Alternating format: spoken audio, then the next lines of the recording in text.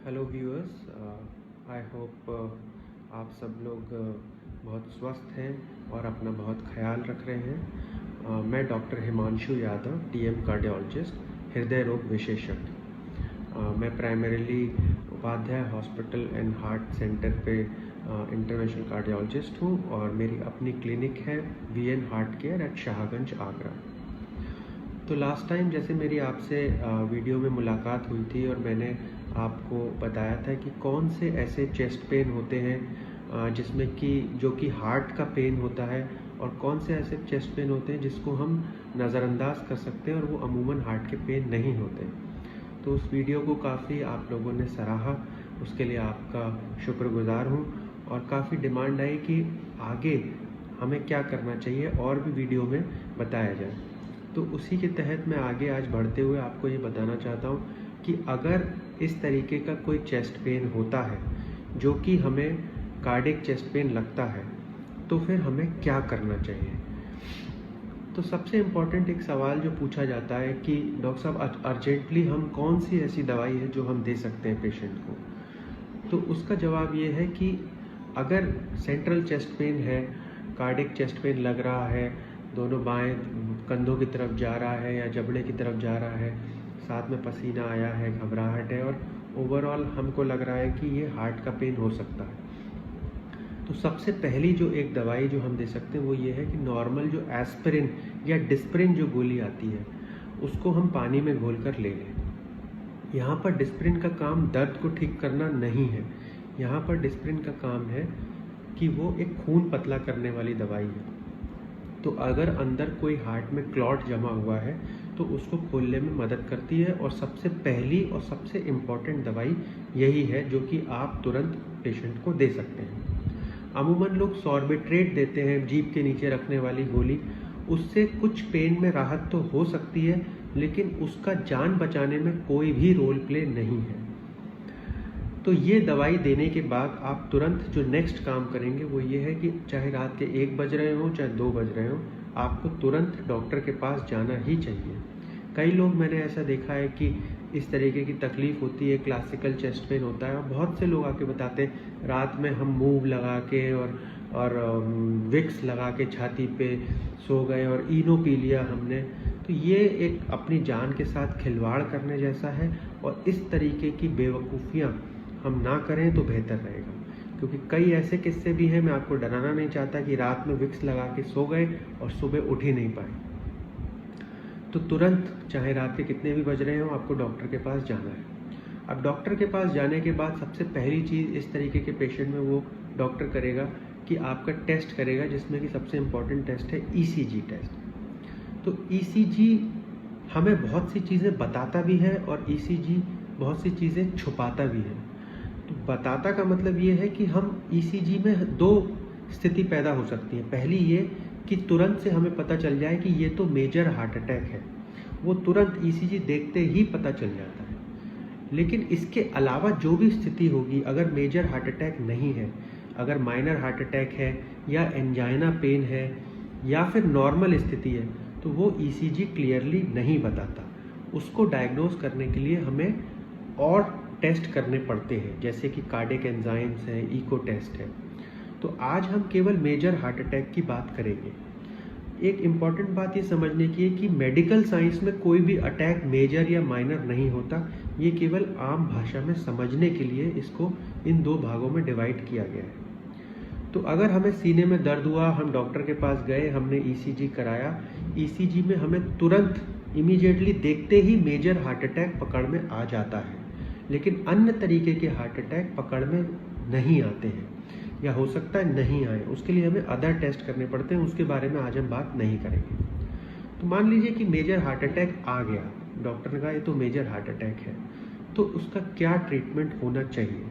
तो ट्रीटमेंट समझने के लिए पहले हमें ज़रूरी है ये समझना कि मेजर हार्ट अटैक का मतलब क्या होता है। तो जैसे ये समझ लीजिए, ये जो मेरी मुट्ठी है ये आपका हार्ट है, और for your kind information heart का साइज आपकी मुट्ठी के बराबर ही होता है। तो हार्ट का काम है ऐसे ऐसे करके पंप करना ब्लड को, पूरे शरीर को, जिससे कि पूरे शरीर को ब्लड मिल सके। तो हार्ट एक अपने आप में एक मसल है जो कि पंप करती है। लेकिन किसी भी मसल को काम करने के लिए उसको खुद को खून की सप्लाई चाहिए, ऑक्सीजन चाहिए, खाना चाहिए, तभी तो वो कर पाएगा ऐसा काम। तो इसके लिए हार्ट में मुख्यतः 3 ब्लड सप्लाई होती है, 3 नसें होती हैं जो हार्ट को खुद खून की सप्लाई करती हैं। तो एक होती है राइट की तरफ RCA, एक बीच में होती है LCX और एक लेफ्ट में होती है LAD। तो ये 3 नसें हार्ट को ब्लड सप्लाई करती है, जिससे कि हार्ट पंप करता है ब्लड को पूरे शरीर को। तो अगर इनमें से तीनों नसों में से किसी भी एक नस में अगर टोटल कट ऑफ ब्लॉकेज हो जाए, अगर कोई भी नस 100% ब्लॉक हो जाए, तो वो मेजर हार्ट अटैक करती है।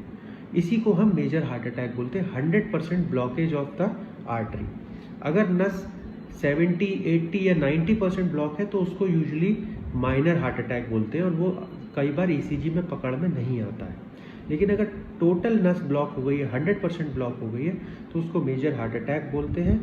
और इसी को हमें अब आगे इलाज करना है। अब बात ये आती है कि इसका इलाज किया कैसे जाए। अगर ये मान लीजिए मेरी LAD लेफ्ट वाली नस है जो कि हार्ट को सप्लाई कर रही है और ये यहाँ पे ब्लॉक हो गई, तो इतने बड़े हिस्से को मेरे हार्ट को खून की सप्लाई मिलना बंद हो जाएगा। तो विद इन मिनट्स, अगले कुछ ही पलों में जो ये सेल्स है जिनको खाना नहीं मिल रहा, ऑक्सीजन नहीं मिल रही, ये मरना शुरू हो जाएंगे, ये सेल डेड होने लगेंगे। तो हार्ट जिसको ऐसे पंप करना था वो अब ऐसे ऐसे ही कर पाएगा, केवल हल्का कर पाएगा, क्योंकि उसकी ताकत खत्म हो रही है, उसको ब्लड ही नहीं मिल रहा, उसको ऑक्सीजन नहीं मिल रही। तो इसके इलाज में सबसे कॉमन सेंस की बात है, इसमें कोई साइंस नहीं है, कि हमें इस नस को दोबारा से तुरंत जल्दी से जल्दी खोलना होगा ताकि इसमें ब्लड की सप्लाई वापस से सुचारू रूप से चालू हो, इसको ब्लड मिलने लगे, ऑक्सीजन मिलने लगे और ये पंप वापस से अच्छे से करने लगे। तो कई सारे आपने व्हाट्सएप वीडियोस आजकल चल रहे हैं और लोगों को गुमराह करने वालों की कोई कमी नहीं है, लेकिन अराउंड द वर्ल्ड, चाहे US, UK, Europe, everywhere in this world यही इस हार्ट अटैक का बेहतर इलाज है और सटीक इलाज है कि एंजियोप्लास्टी करके इस नस को खोला जाए और स्टेंट लगाया जाए ताकि ये नस जल्दी से जल्दी खोली जाए। और ये बड़ा ही टाइम बाउंड ट्रीटमेंट होता है, हम जितना जल्दी करेंगे हम उतना ज़्यादा अपने हार्ट के सेल्स को मरने से बचा पाएंगे। आइडियली ये काम दर्द होने से लेकर 90 मिनट्स के अंदर अंदर, मतलब 1.5 घंटे के अंदर अंदर हो जाना चाहिए, नस खुल जानी चाहिए। लेकिन कई बार हम इतने टाइम में नहीं कर पाते, तो नेक्स्ट हमारा जो विंडो पीरियड है वो ये है कि अगर हम 90 मिनट्स में नहीं कर पा रहे तो एटलीस्ट 4 to 6 आवर्स के अंदर हम कर पाएँ। अगर 6 आवर्स में नहीं कर पा रहे तो एटलीस्ट 6 to 12 आवर्स में कर पाएँ। लेकिन जितना जल्दी हम करेंगे, अगर हम 90 मिनट्स में करेंगे तो हम मरीज को कई गुना ज़्यादा फायदा दे पाएंगे वनस्पत इसके जिसका हम 12 आवर्स में कर पा रहे हैं। इसलिए एवरी मिनट इज़ इम्पॉर्टेंट। हमारे देश में कई बार हम इस तरीके से समय बर्बाद करते हैं कि चाचा आ रहे हैं, ताऊ आ रहे हैं, भाई आ रहे हैं, भतीजे आ रहे हैं। इन लोगों से इस तरीके के सिचुएशन में कोई लेना देना नहीं होता। घर का सबसे नज़दीकी रिश्तेदार, माँ बाप, भाई बहन या वाइफ, बस एक जना बहुत होता है डिसीज़न लेने के लिए और हमें तुरंत डिसीज़न लेना है। और हम जितना जल्दी उसको खोलेंगे उतनी जल्दी हम खून की सप्लाई को वापस चालू करेंगे। एक तो इमीडिएट भी जान का खतरा बचेगा हमारा, और लॉन्ग टर्म में भी ये चूँकि हार्ट कमज़ोर होने से बच जाएगा तो आगे चल के जो तकलीफ़ें आती हैं हार्ट फेलियर की वो भी कम हो जाएगी। इसलिए फ्रेंड्स, तो आज मेरा लेक्चर इसी बात के ऊपर था। आई होप कि आपको इस जानकारी से कुछ फ़ायदा हो। तो जानकारी नटशेल में ये है कि अगर सीने में दर्द या भारीपन क्लासिकल हो, चेस्ट पेन जो हार्ट जैसा हो, तो विक्स मूव लगा के समय बर्बाद ना करें, तुरंत डॉक्टर के पास जाएं। डॉक्टर ECG करेगा।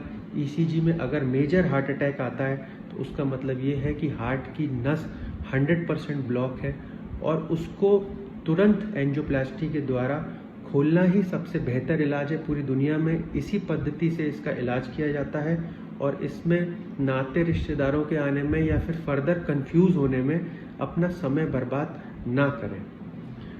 That's all I have to say today. So friends, stay safe, stay healthy. Thank you so much. Namaskar.